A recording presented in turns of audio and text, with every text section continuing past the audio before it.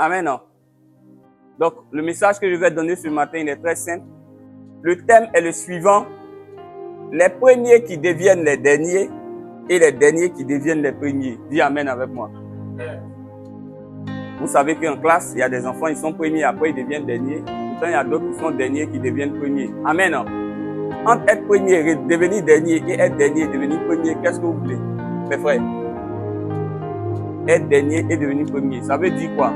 Dans la vie, ce n'est pas le commencement qui compte, c'est la fin qui compte. Amen. Non? Et ce message, je le donne, il est chargé d'émotions. Parce qu'en le donnant, en le préparant, je me suis rappelé d'un de mes amis. Je ne vais pas citer son nom. On était au primaire. On était au lycée. On a fait le primaire ensemble, lui et moi. Et puis moi, je suis arrivé au collège. 6e, 5e, des choses comme ça. Et lui, il a commencé à aller à l'église. Donc, il avait un zèle pas possible. Un soir, il me voit dehors, il me pose la question suivante. Toi, est-ce que tu t'en vas à l'église? Je lui dis non, je ne vais pas encore à l'église. Et puis il me dit, si tu ne vas pas à l'église, il ne me parle pas de Jésus-Christ, hein. Il dit, si tu ne vas pas à l'église, quand tu vas mourir dans l'enfer directement, sans feu rouge, sans embouteillage, en 6e, 5e, il m'a choqué. Ta manière de dire enfer là m'a effrayé. Mais comme on était petits, on était têtus. La nuit, j'ai réfléchi, le lendemain, j'ai réfléchi. Une semaine après, j'ai oublié cette histoire. Et puis, je suis arrivé à l'université et puis Dieu m'a saisi. Quand Dieu m'a saisi à l'université, Dieu a bouleversé ma vie, il a transformé ma vie. J'étais devenu une autre personne. Je retourne en vacances à San Pedro. Mon même ami qui m'a parlé lorsque j'étais au lycée, je le retrouve avec de ses habits bizarres, avec de ses sacs bizarres. Je demande, puisqu'il était dans la même église que mon papa plus tard, je demande à mon papa, et mon ami, est-ce qu'il va à l'église? Je ne vais plus à l'église. Il ne sait plus Dieu.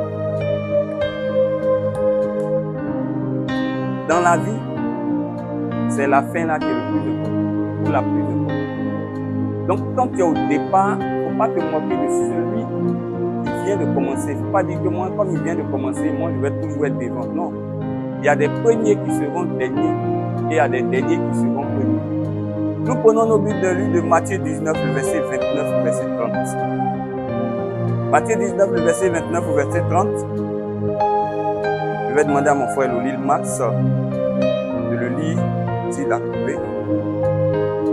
Matthieu 19, le verset 30, moi je l'ai. Oui. Matthieu 19, verset 29 au verset 30. Ok, Matthieu 19, verset 29 à 30. Et quiconque aura quitté. Il dit, quiconque aura quitté. À cause de mon nom. À cause du nom de Jésus-Christ. Ses frères. Ses frères. Ou ses sœurs. Ou ses sœurs. Ou son père. Ou son père. Ou sa mère. Ou sa mère. Ou sa femme. Ou sa femme. Ou ses enfants. Ou ses enfants. Ou ses terres. Ou ses terres. Ou ses maisons. Ou ses maisons. Recevra le centuple. Recevra le centuple. Et héritera la vie éternelle. Et héritera la vie éternelle. Amen. Amen. Jésus dit que toute personne qui va quitter son père, sa mère, ses frères, ses soeurs, ses enfants, ses terres, sa maison, à cause de Jésus-Christ, cette personne-là va non seulement recevoir tout ce qu'elle a perdu, comme frères, soeurs, père, mère, etc., terre, maison, mais aussi recevoir la vie éternelle. Amen. Amen. Ça veut dire qu'avec Jésus-Christ, tout ce qu'on perd, on le reçoit. Amen. Non? Amen. Mais mes frères et mes sœurs, il faut comprendre le contexte de ce passage. Jésus-Christ était en train de prêcher un message et les gens pensaient que le message que Jésus-Christ venait pour prêcher, c'était pour donner les richesses aux gens, c'était pour donner l'argent aux gens. Et il y a un homme riche qui est venu, il dit, Seigneur, qu'est-ce que je peux faire pour avoir la vie éternelle? Le Seigneur dit, tu es miracle, tu es miracle. Il dit, oui, moi, je maîtrise tout ça. Aujourd'hui, vous allez prendre beaucoup de chrétiens, vous leur demandez, est-ce que tu fais ça? Oui, moi, je suis chrétien, moi, je suis chrétienne. Et puis Jésus-Christ lui dit, il n'y a pas de problème. Si maintenant tu veux être parfait, va, vends tout ce que tu as, donne-le aux pauvres et puis suis-moi. Et puis il a regardé le Seigneur Jésus-Christ, il est resté tout triste parce qu'il dit que c'est compliqué, oui, La question que je me suis posée, comment quelqu'un qui dit qu'il a aimé Dieu, il a aimé les hommes, on lui demande de vendre pour donner à ceux que tu dis que tu aimes, tu n'es pas prêt. Ça veut dire que la personne ne disait pas la vérité. Et Jésus-Christ dit vraiment, il est difficile pour les riches d'être sauvés. Alors ses disciples l'ont regardé et dit, Seigneur, s'il est difficile pour lui d'être sauvé, et nous qui t'avons suivi depuis longtemps, dans cette histoire-là, on gagne quoi? Seigneur, on gagne quoi même dans cette histoire? On a tout laissé, on a tout abandonné pour te suivre. On gagne quoi? C'est là que Jésus-Christ va leur dire, mes enfants, si vous avez laissé tout ça pour me suivre, vous allez recevoir la même chose que vous avez laissé. Amen. Amen. C'est pas encore fini, j'arrive au verset 30 tout à l'heure. Mais regardez mes frères, n'ayons pas une mauvaise interprétation de la parole de Dieu. Quand vous lisez, je prends juste un élément, je peux prendre tous les éléments, mais je prends juste un élément. Il dit celui qui aura quitté sa femme. Amen. Amen. Si nous ne comprenons pas la profondeur de cette parole et que nous tombons sur quelqu'un qui veut manipuler les enfants de Dieu, il va dire par exemple que Dieu va dire qu'il faut divorcer pour le suivre. Est-ce qu'ici, là, Dieu est en train de parler du divorce? Il va dire, Dieu va dire qu'il faut régner ton père. Est-ce qu'ici, Dieu est en train de parler de régner son père? Comme sa maman va lui parler, il va dire, Dieu dit que si moi, à cause de Jésus-Christ, je te quitte ma maman, moi je m'en fous, j'ai la vie éternelle. Pourtant, il oublie que la même Bible dit, honore ton père et ta mère. Amen. Non? Amen. Donc, le plus important, ce n'est pas l'écriture que vous voyez, mais c'est l'esprit qui a écrit l'écriture. Et ça, je vais vous expliquer pourquoi Dieu prend tous ces détails, pourquoi Dieu prend tous ces points. Mais ce que vous devez retenir ici, ça ne veut pas dire que tu dois te séparer de ta famille. Ça veut dire autre chose que je vais vous expliquer tout à l'heure. Amen. Amen. Et Dieu leur a dit ça, vous allez recevoir. Et au verset 30, Dieu leur dit la chose suivante. Plusieurs des premiers Il dit plusieurs des premiers seront les derniers. seront les derniers.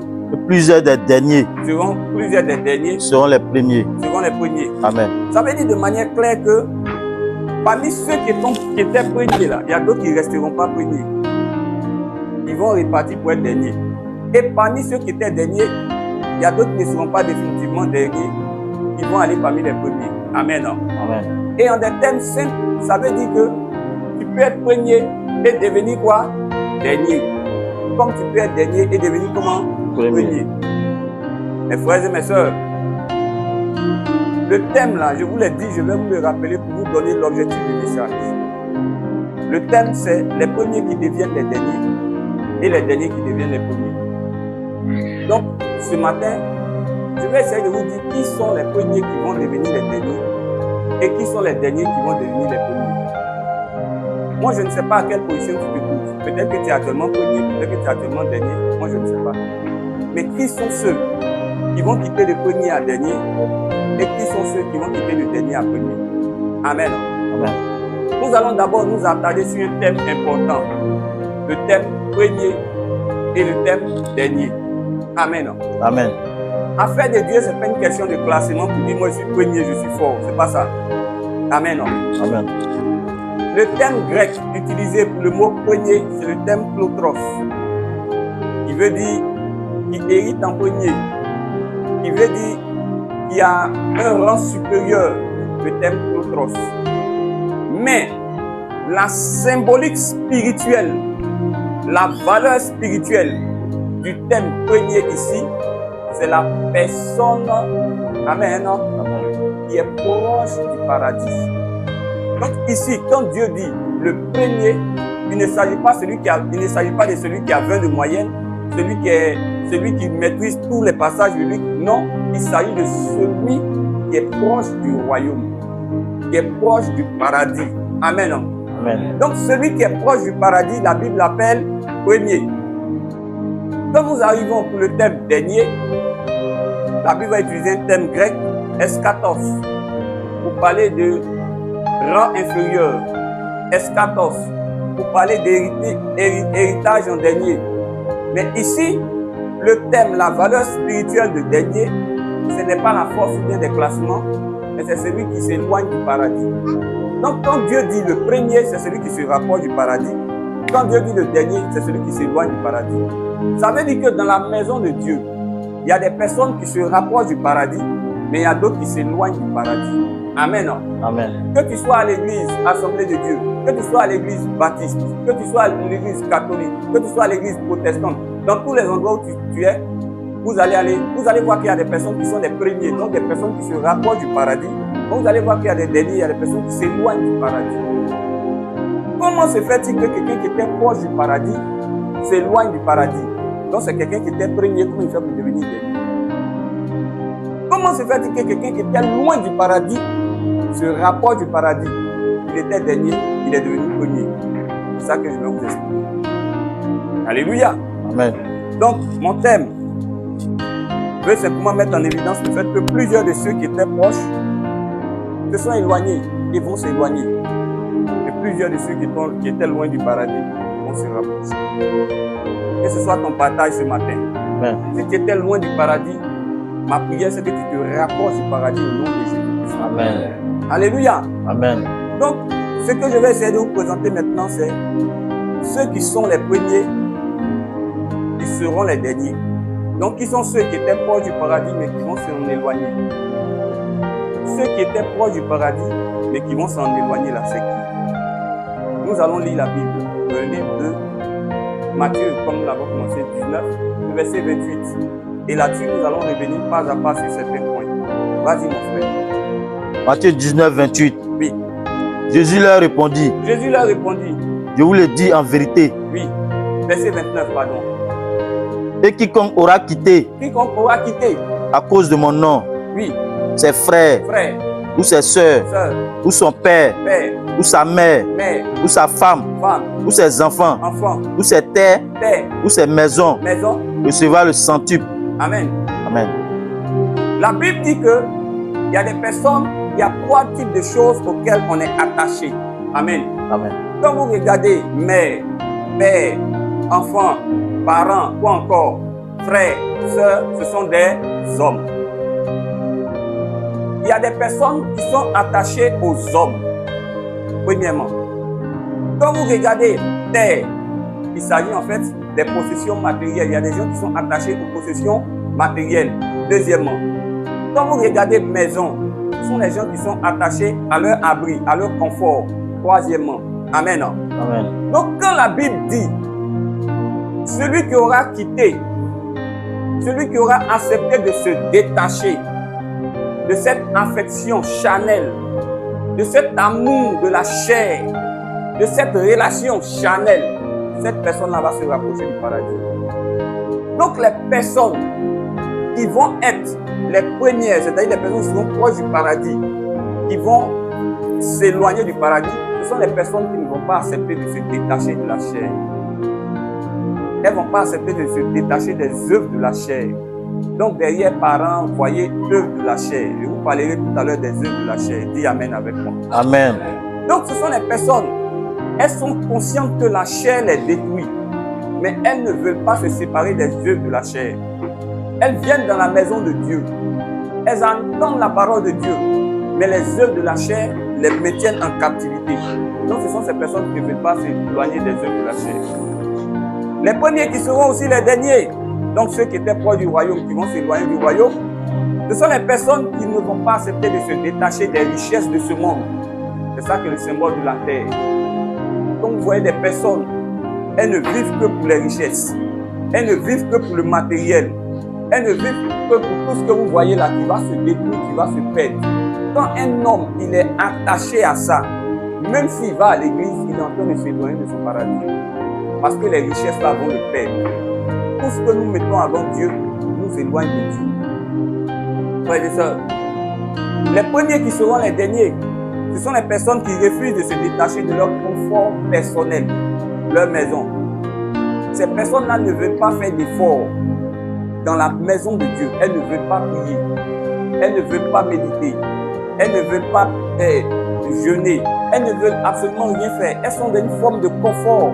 Et dans le confort, elles ne veulent pas sortir de ce confort. Et quand tu aimes le confort, tu ne peux pas être prêt à faire le sacrifice pour Dieu. Donc les personnes qui sont attachées à leur confort personnel, les personnes qui sont attachées aux richesses de la terre, les personnes qui sont attachées aux œuvres de la chair, ce sont les personnes qui seront les dernières. Elles vont s'éloigner du paradis. Mes frères et mes sœurs, il y a beaucoup de choses à dire là-dessus. De nombreux versets à vous présenter. Mais Peut-être qu'on va me demander, mais on fait comment? On ne doit plus travailler. Je ne vais pas dire ça. Amen. L'argent, c'est important, l'argent, on travaille. Mais si l'amour de l'argent prend le dessus de notre vie, on va mettre toutes les autres choses au-dessus de Dieu. On n'aura plus de temps pour Dieu. Et si on n'a plus de temps pour Dieu, ça veut dire qu'on est attaché à ces choses de la terre là et on a le bon profil. Le premier devient dernier. Mes frères et mes sœurs, j'ai beaucoup de versets bibliques à vous donner. Mais le temps qui m'est imparti n'est pas aussi grand. Donc, je vais vous donner un seul verset biblique, un ou deux versets bibliques, 3 versets bibliques sur cette partie. Et puis, après, je reviendrai pour parler des derniers qui seront les premiers. Prenons nos Bibles dans le livre de 1 Jean 2, le verset 15 au verset 17. Que dit la Bible dans le livre de 1 Jean 2, le verset 15 au verset 17? 1 Jean 2. Oui, frère. 15. Oui. N'aimez point le monde. Il dit n'aimez point le monde. Mes frères et mes sœurs, venir à l'église, c'est bon. Il y a beaucoup de personnes. Vous allez voir dans beaucoup d'assemblées. Il n'y a plus de place. Tout le monde va à l'église. Et quand vous allez voir ces personnes qui vont à l'église, quand vous leur demandez, le premier mot qu'elles vont faire sortir, je suis chrétien. Le mot chrétien là, mes frères et mes sœurs, est-ce que vous savez bien d'où? Ce sont les païens qui disent que nous, on est appelés chrétiens. Jésus n'a jamais dit que nous sommes appelés chrétiens. Le thème que Dieu utilise pour nous identifier, ce sont les fils du royaume, les enfants de Dieu. Mais le thème chrétien a été utilisé par les païens. Donc, les païens voient quelqu'un et disent, lui là, ceux-là, ils font comme Christ, ils font comme Jésus-Christ, ce sont les chrétiens. Ils regardent ton habillement, si tu portes des habits maxi, si tu portes des longues robes, tu portes de gros vêtements, on dit, ah ça, c'est un chrétien. Vous voyez sa manière de marcher. Mais le chrétien n'est pas défini par ce qu'il est à l'extérieur, le chrétien est défini par ce qu'il est à l'intérieur. Parce que dans nos assemblées, on a beaucoup de personnes qui viennent à l'église, mais elles aiment le monde. La mode, elles aiment. Les choses de ce monde, elles aiment. Tout ce qui concerne le monde, elles aiment. Même mes frères et mes sœurs, le payat de ce monde, elles aiment cela. Si tu es un chrétien, tu ne dois pas aimer ce monde. Amen. Amen. Amen. Amen. C'est pourquoi la Bible dit, n'aimez pas ce monde. N'aimez pas les choses qui sont dans ce monde. Vas-y mon frère. Ni les choses qui sont dans le monde. Ni les choses qui sont dans le monde. Si quelqu'un aime le monde, il dit si tu aimes le monde, l'amour du Père n'est point en lui. L'amour de Dieu n'est pas en toi. Ça ne peut pas marcher. Aimer Dieu, aimer le monde. Tu vas laisser Dieu pour le monde. Mes frères et mes sœurs, on vous pose une seule question. Les bières que les gens boivent, les bières là, il y a quel goût dedans? Voilà quelque chose qui n'est pas sucré. C'est pas salé. C'est pas quel est le goût. Mais il aime. Quand il fait chaud, il dit ah vraiment, il fait trop chaud, il aime rafraîchir un peu. Quand il fait froid, il dit je veux une bière bien chaude. Il fait chaud, il trouve argument pour boire. Il fait froid, il trouve argument pour boire. Dans tous les cas, il n'a qu'à boire. C'est pourquoi quelqu'un a trouvé sa chanson. On n'a qu'à boire. Et puis c'est resté comme ça. Frère, les bières, par exemple, la bière, où est son goût dedans? Mais ce sont les choses du monde. Si tu aimes trop les choses du monde, tu ne peux pas aimer Dieu. Le football, on ne va pas regarder les matchs de 8h jusqu'à 18h. Nous tous on regarde le foot. Mais si on regarde le foot et que le football, on aime le foot plus que Dieu, on ne va pas faire le travail de Dieu. Nos portables, Facebook, TikTok, ou encore WhatsApp, tout ça là, c'est bon, hein. Mais si ça devient notre vie, si ça a beaucoup trop d'attrait pour nous, on ne pourra pas aimer Dieu. Vas-y mon frère. Car tout ce qui est dans le monde, tout ce que vous voyez dans le monde, la convoitise de la chair, la convoitise des yeux, et l'orgueil de la vie, ne vient point du Père, mais vient du monde. Et le monde Et puis, vas-y. Et le monde passe. Le monde que vous voyez là, ça va passer. Et sa convoitise aussi. La convoitise va passer. Mais celui qui fait la volonté de Dieu demeure éternellement. Amen. Amen. Amen. Amen.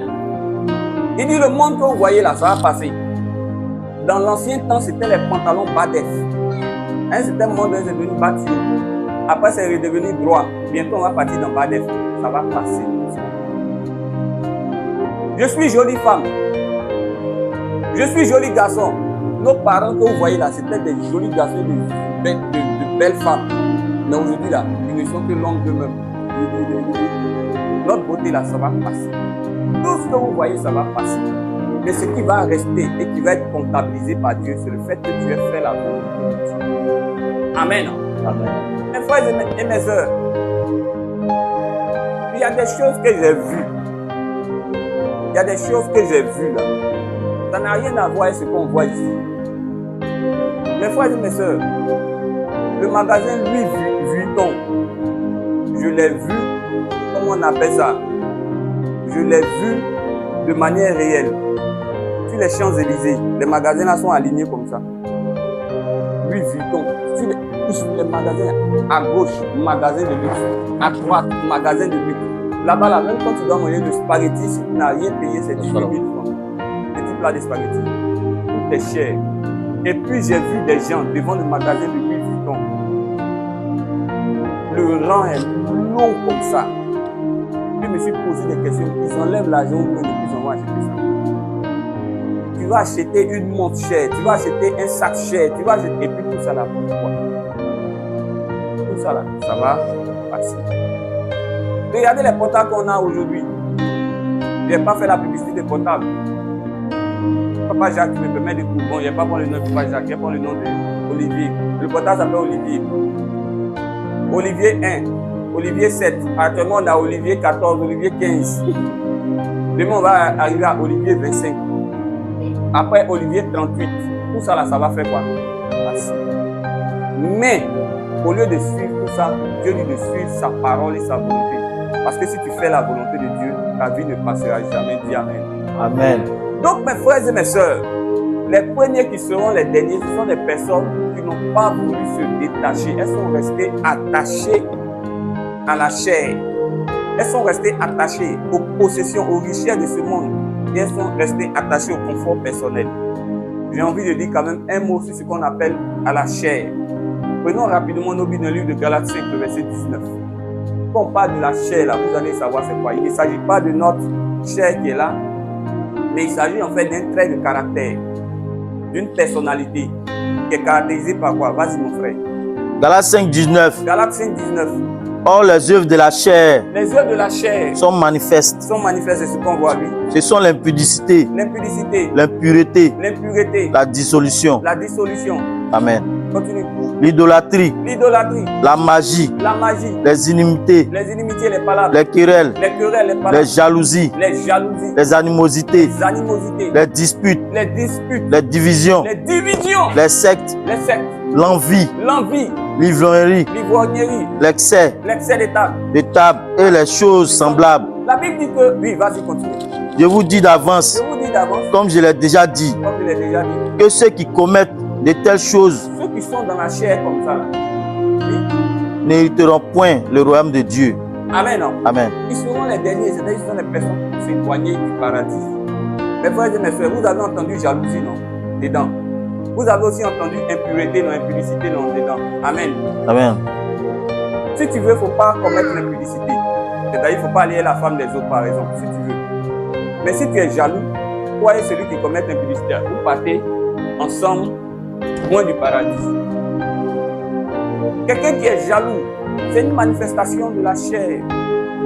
Les bagarres, c'est la chair. Tout ça, les querelles, c'est la chair. Tu es dans un endroit où tu ne t'entends avec personne. C'est toi toujours qui es en train de faire parler avec tout le monde. Ce sont les œuvres de la chair. Tu ne peux pas être un chrétien et être en conflit avec tout le monde. Tu es un chrétien qui est en conflit avec tout le monde, tu as un problème avec tout le monde. C'est vrai qu'on peut dire que les gens sont comme toi, mais mon frère, toi aussi, il faut le voir. Les œuvres de la chair. Donc il y a des gens, ils sont comme ça, ils ne veulent pas changer. Quand tu leur parles, ils disent, moi c'est comme ça je suis. C'est comme ça j'étais, puis Dieu m'a pris. Donc laissez-moi avec mon comportement. Mais si tu veux qu'on te laisse être ton comportement, tu iras en enfer. Est ton comportement. Parce que quand on vient dans la maison de Dieu, c'est parce qu'on accepte d'être transformé, d'être changé.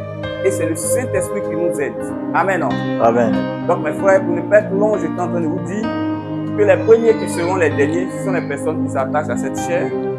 Ce sont les personnes qui s'attachent à tout ce qui est possession matérielle. Elles ne voient pas les choses du monde et puis elles ne laissent pas. Ce sont les personnes qui s'attachent au confort personnel. Elles ne veulent pas faire d'efforts pour Dieu. Toujours quand je parle, je suis content de prendre l'exemple de ma sœur Rosie. C'est une sœur, j'aime beaucoup votre affaire, bien évidemment, vous savez, et c'est que vous tous aimez mon affaire, nous tous on aime l'affaire des uns des autres. Donc, ouais, ma sœur Rosie, elle me fatigue positivement. Elle va m'appeler, j'ai fait un rêve, je ne comprends pas ça, vous m'expliquez. Actuellement, entre elle et moi, il y a un verset biblique, tout un chapitre, elle dit de lui expliquer ça. Je lui ai dit, on va s'asseoir, on va parler. Quand elle a 7 ans de jeûne, elle va m'appeler. Temps de prière, elle va m'appeler. Pareil pour certains frères, le frère Lolimax. Pareil. Je veux dire que, voilà mes frères, c'est dans ça que vous allez grandir spirituellement. Et je sais que Dieu va vous accorder la grâce. Que le Seigneur vous bénisse. Amen. Que vous ne soyez pas les premiers qui deviennent les derniers. Amen. Amen. Mais vous devez être les derniers qui deviennent les premiers au nom puissant de Jésus. Qui sont les derniers qui seront les premiers? Donc, qui sont ceux qui sont loin du paradis, qui vont se rapprocher du paradis? C'est tout simplement le contraire. C'est ceux qui vont accepter de se détacher des œuvres de la chair. C'est ceux qui vont accepter de ne pas placer leur confiance dans les richesses de ce monde. C'est ceux qui vont accepter de sortir de leur confort personnel. Mes frères et mes sœurs, il y a un test que Dieu va vous faire faire.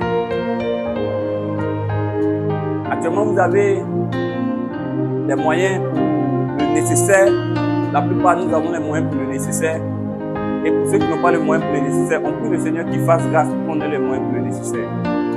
Mais, mes frères, le test dans lequel Dieu va nous emmener là, c'est un test dans lequel on a tout. C'est quand tu as tout que Dieu veut voir est-ce que tu es fidèle à lui. Quand tu sais que tu n'as plus besoin de jeûner parce que la nourriture ne manque pas. Quand tu sais que tu peux voyager, aller là où tu veux. Quand tu es dans un confort personnel, et puis Dieu te dit, mon fils, tu es dans ce confort-là, quitte là-bas, va évangéliser. C'est là-bas que tu vas voir si tu es béni vraiment. Et ceux qui sont les derniers, qui seront les premiers, c'est ceux qui acceptent de se détacher de ces trois choses dont j'ai parlé, les œuvres de la chair, les richesses de ce monde et le confort personnel. Ce sont les personnes qui vont chercher le ciel. Ce sont les personnes qui vont chercher à avoir une bonne intimité avec le Saint-Esprit. Ce sont les personnes qui vont chercher à crucifier leur chair. Ce sont les personnes qui ne cherchent pas à être riches pour elles-mêmes. C'est-à-dire accumuler l'argent pour qu'on dise que tu as l'argent, pour qu'on dise que tu as beaucoup. Mais ce sont les personnes qui vont chercher à être riches pour Dieu. C'est-à-dire que tout ce que Dieu met à leur disposition, elles vont l'utiliser dans le service de Dieu. Aujourd'hui, j'ai un sac de riz, toi tiens. Aujourd'hui, j'ai 2 portables, toi tiens. Aujourd'hui, j'ai un t-shirt, toi tiens. Aujourd'hui, j'ai tant, toi tiens. Aujourd'hui, j'essaie de chanter, je mets ça à la disposition de l'église. Aujourd'hui, j'essaie de prêcher, je mets ça à la disposition. C'est ceux-là qui sont riches pour Dieu. Pas des personnes qui ont accumulé. Elles sont riches pour elles-mêmes, mais elles ne sont pas riches pour Dieu. Quand nous prenons nos Bibles dans le livre de Romains 2, le verset 28 au verset 29, une autre personne va comparer Galates 5, le verset 24. Romains 2, le verset 28 au verset 29, que dit la Bible? Romains 2, 28. Oui. Le juif, le chrétien. Ce n'est pas celui qui en a les dehors. Oui, celui qu'on dit qu'il est l'enfant de Dieu là, c'est pas par l'apparence qu'on va le juger. Et la circoncision, ce n'est pas celle qui est visible. Quand on dit que j'ai donné ma vie à Jésus-Christ là, c'est pas ce que d'abord on voit. Vas-y. Dans la chair. Oui. Mais le juif, c'est celui qui est l'intérieurement. C'est celui qui est d'abord chrétien parce que son cœur là a été transformé par Dieu. Vas-y. Et la circoncision, c'est celle du cœur, selon l'esprit et non selon la lettre. C'est celle du cœur. Amen. Et la circoncision, c'est celle du cœur. C'est celle du cœur. Selon l'esprit et non selon la lettre. Selon l'esprit et non selon la lettre. C'est-à-dire que ça ne sert à rien de dire je suis enfant de Dieu, je suis chrétien, mais nos cœurs ne sont pas bons. Mes frères et mes sœurs, le cœur, là, on ne voit pas où. On peut sourire, on peut rire, mais c'est que le cœur est là, c'est Dieu qui sait. Vas-y, continue, tu vas voir. La louange de ce juif La louange d'une telle personne ne vient pas des hommes, ça ne vient pas des hommes, mais de Dieu. mais ça vient de Dieu. Amen. La Bible dit que quand tu as véritablement donné ton cœur à Jésus, ton cœur était transformé là. Ce n'est pas les hommes qui disent que toi tu es chrétien, mais c'est Dieu qui dit que toi tu es là-bas.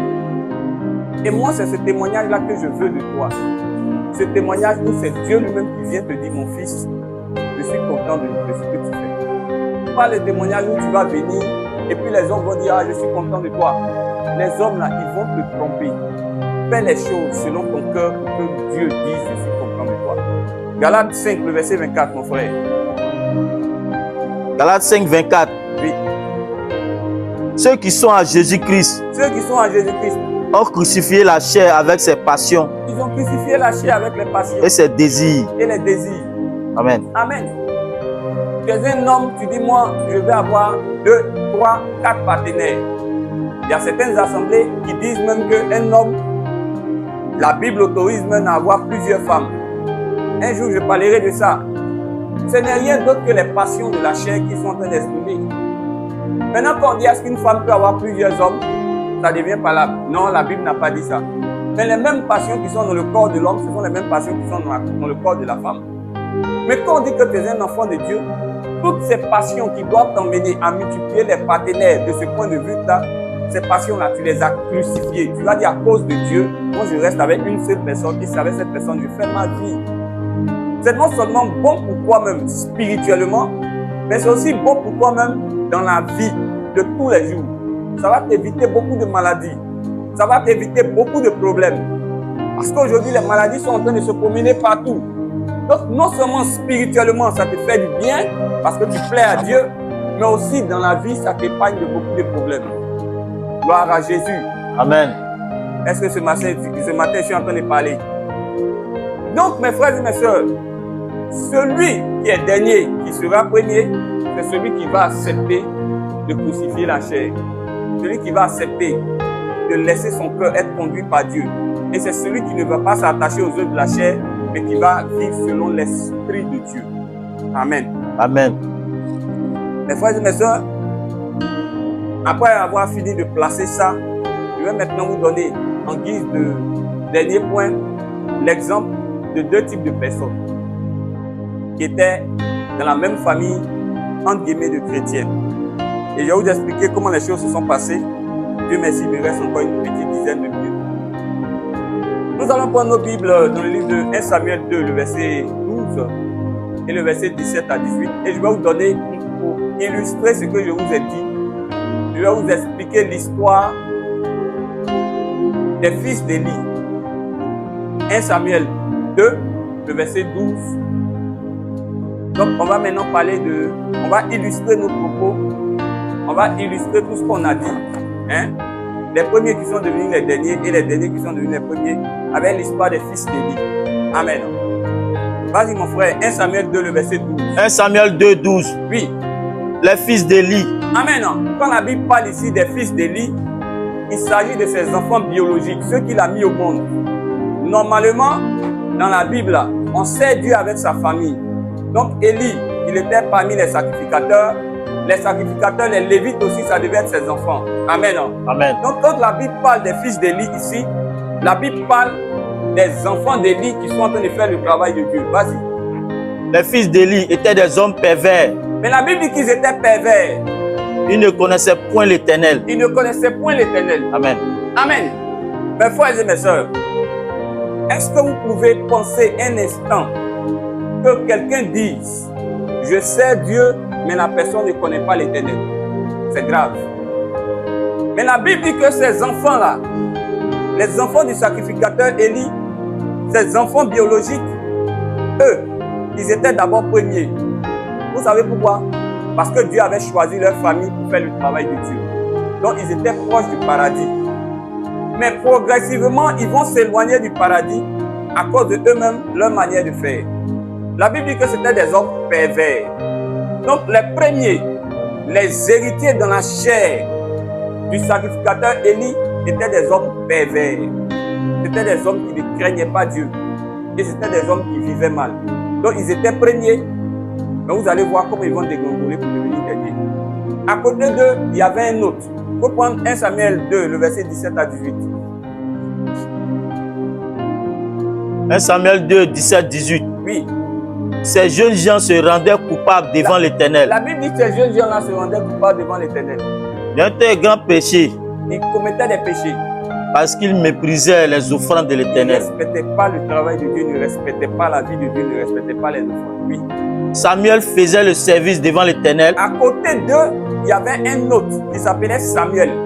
Ce Samuel-là, lui, il ne faisait pas partie normalement de la classe des sacrificateurs. C'est sa maman qui était enceinte. Sa maman n'était pas enceinte, elle n'arrivait pas à avoir des enfants. Et elle a fait un vœu à Dieu. Elle dit, Seigneur, donne-moi un enfant qui va te servir. C'est comme ça que Dieu lui a donné Samuel. Quand il lui a donné Samuel, elle est venue, elle a mis Samuel à la disposition de Dieu. Et dans la maison d'Élie, il y avait les fils selon sa chair, ses 2 enfants, et il y avait le fils selon l'esprit qui était Samuel. Samuel, en arrivant dans le travail de Dieu, il n'était pas le premier, il était le dernier, parce qu'il n'était pas appelé à ça. Amen. Amen. Mais la Bible dit, pendant que les premiers étaient en train de faire des conneries, lui, le dernier, qu'est-ce qu'il faisait? Que cet enfant était revêtu. Il était revêtu et il était au service de Dieu. Pendant que les autres étaient en train de nourrir leur ventre, les autres étaient en train de nourrir leur chair, les autres étaient en train de faire beaucoup de péchés, lui il était en train de se revêtir. C'est-à-dire qu'il cherchait la puissance de Dieu, il cherchait l'onction de Dieu, il marchait dans la vie de Dieu. Maintenant, regardez mes frères et mes sœurs. Les fils biologiques du sacrificateur Élie s'appelaient Ophni et Phiné. C'était les premiers. Ils étaient héritiers dans la chair. Mais eux, ils étaient les premiers. Mais le dernier, vous savez, c'était qui? C'était Samuel. Lui, il était héritier de l'esprit. Vous savez comment les choses se sont faites? Les héritiers de la chair ont commencé à pratiquer de mauvaises œuvres. Ils cherchaient à manger. Ils faisaient de mauvaises choses. Après, ils ont été abandonnés par Dieu. Et leur fin a été mauvaise. Ils ont mal fini. Ils ont fini loin de la présence de Dieu. Ils sont morts spirituellement. Et à la fin, ils sont redevenus les derniers. 1 Samuel 4, verset 17 dit quoi, homme de Dieu? Comment ils sont morts? 1 Samuel 4, verset 17. 1 Samuel 4, 17. Oui. Celui qui apportait la nouvelle dit. Celui qui vient apporter la nouvelle va dire. En réponse. Israël a fui devant les Philistins. Israël a fui devant les Philistins. Et le peuple a éprouvé une grande défaite. Le peuple était dans la défaite. Et même des 2 fils. Et même les 2 fils. Éphoni. Ophni et Phiné. Et Phiné sont morts. Et l'âge de Dieu a été pris. Et l'âge de Dieu a été pris. Donc, la Bible dit quoi, mes frères et mes sœurs? Dans 1 Samuel 4, verset 17. Les 2 fils d'Élie, qui sont les héritiers de la chair, ils sont morts. Et l'âge, qui est le symbole de la présence de Dieu, a été prise. Donc l'âge s'est éloigné d'eux. Amen. Non? Ils sont morts sans la présence de Dieu. Est-ce qu'on a organisé leur funérailles? Moi, je n'ai pas lu ça. Ils sont morts dans le combat, ils sont morts au front. Ils ont mal fini. Simplement parce que Dieu leur avait donné une bonne position pour servir Dieu. Ils ont commencé à faire des bêtises. Et je reprends l'enchaînement. Les sacrificateurs, il y avait 2 types d'enfants. Il y avait ceux qui étaient héritiers de la chair, Ophni et Phiné. Leurs œuvres étaient mauvaises devant Dieu. Ils cherchaient à manger, à s'enrichir. Et ils ont été abandonnés par Dieu. Et ils ont mal fini. C'est ça que nous avons lu dans 1 Samuel 4, le verset 17. Il prépare 1 Samuel 25, le verset 1. À côté d'eux, on avait Samuel. Samuel, lui, il était dernier au départ. Samuel, il est devenu l'héritier de l'esprit. Samuel pratiquait de bonnes œuvres devant Dieu. La manière de faire de Samuel était agréable à Dieu. Samuel était approuvé par Dieu. Il était revêtu de l'esprit. Amen. Samuel était accepté par Dieu. 1 Samuel 25, le verset 1. Samuel était accepté par Dieu. Et à la fin, Samuel a eu une bonne fin. Amen. La fin de Samuel était une très très bonne fin. Maman Rosie, tu es avec moi? Amen. La fin de Samuel était une bonne fin. 1 Samuel 25, le verset 1 dit quoi? Samuel 25, oui. Samuel Samuel est mort. Tout Israël a commencé à le pleurer. Amen. Quand Samuel est mort, tout le monde a commencé à pleurer. Il a été reconnu par tout le monde. Il était approuvé par Dieu. À la fin de sa vie, il s'est retrouvé comme étant le premier. Les autres, à la fin de leur vie, ils se sont retrouvés comme étant les derniers. Ils sont morts comme ça, comme des gens qu'on ne connaît pas. Dans la tristesse, dans la solitude. Pourtant, Samuel, il est mort, mais les gens ont continué à parler de lui. Et les gens ont commencé à lui rendre hommage. Ma prière, c'est que tu sois un Samuel. Dis Amen. Quelqu'un qui était dernier, mais quelqu'un qui devient premier. Et que Dieu t'accorde cette grâce. Et je sais qu'il t'accordera cette grâce. Au nom puissant de Jésus-Christ. Amen. Gloire à Jésus. Gloire à Jésus. Est-ce que ce matin, tu as été béni par ce message? Est-ce que ce matin, tu as été béni par ce message? Quelle sera ta prière ce matin, mon frère, ma soeur? Tu vas prier pour que Dieu t'accorde la grâce. De dernier à devenir premier. Dis-lui simplement que je vais être premier. Élève la voix, prie le Seigneur ce matin. Merci Seigneur Jésus-Christ.